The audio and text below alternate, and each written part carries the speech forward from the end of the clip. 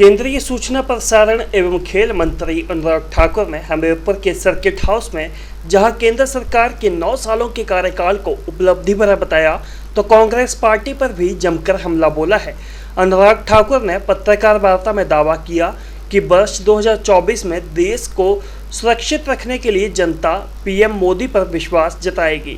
अनुराग ठाकुर ने 9 सालों में केंद्र सरकार की तमाम उपलब्धियों को भी गिनाया। देखिए, ये आज़ादी उनको मुबारक। वो स्वतंत्र अगर वो अपने आप को घुटा हुआ महसूस कर रहे थे तो ये अपमान अमेठी की जनता का भी है, वायनाड की जनता का भी।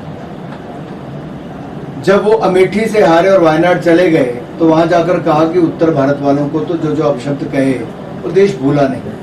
वो अपमान अमेठी का नहीं, पूरे उत्तर भारत का। अब जाकर तुष्टिकरण की राजनीति कर रहे हैं और ऐसे लोगों के प्लेटफॉर्म का उपयोग कर रहे हैं केवल वायनाड से एमपी चुने जाने के लिए। क्या उनकी इतनी मजबूरी बन गई है कि तुष्टिकरण तक कांग्रेस सीमित हो जाए? तो मैं उनको इतना ही कहूंगा, भारतीय जनता पार्टी ने उन्होंने नहीं हटाया है।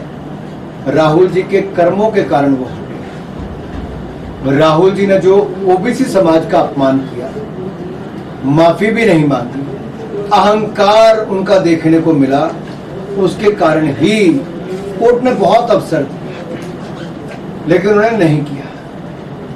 और जब कोर्ट का ऑर्डर आता है उसी क्षण वो सदस्य नहीं रहते। या तो दंड पर रोक लगे तब बच सकते हैं, दंड की अपील नहीं की तो रोक लगी नहीं, उनकी सदस्यता चली गई।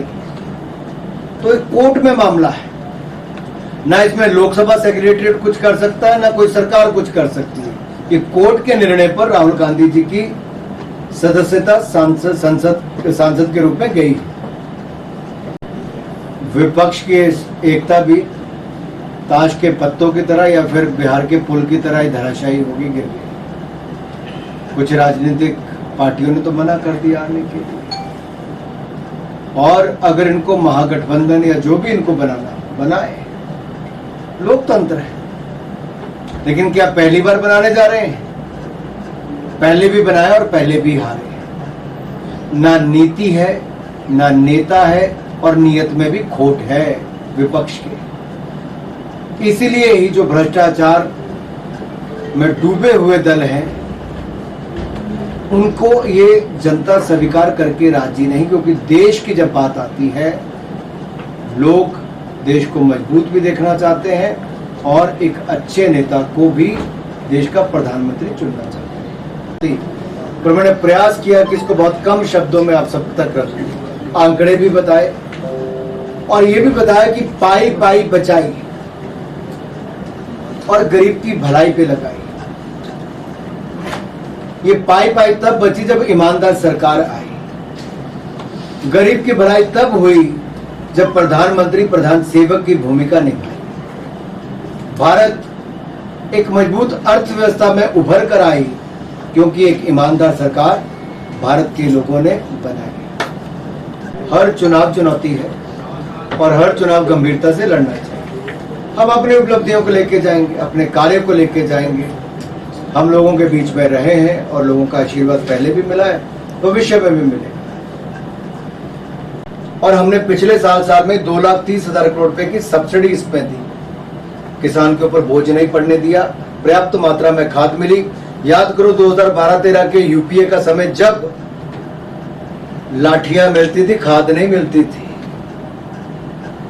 और ये मैं इसलिए कह रहा हूं, मैंने स्वयं वो देखा कि पार्लियामेंट में चर्चा होती थी, खाद नहीं पहुंची, खाद फैक्ट्री वालों को ब्लैक हो जाती थी, लेकिन किसानों को नहीं मिलती थी।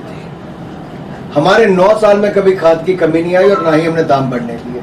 नेक्स्ट, मैं आज भी आपको लिख के दे सकता हूं, 2024 की जनता नरेंद्र मोदी जी को ही जिताएगी। जनता बहुत समझदार है, वो जानती है कि देश को सुरक्षित भी रखना है, अर्थव्यवस्था को भी मजबूत करना है, मान सम्मान भी देश का जो बना है, और जो दुनिया होप भारत में देखती है, उम्मीद भारत में देखती है, हमें उनकी उम्मीदों पर भी खरा उतरना है।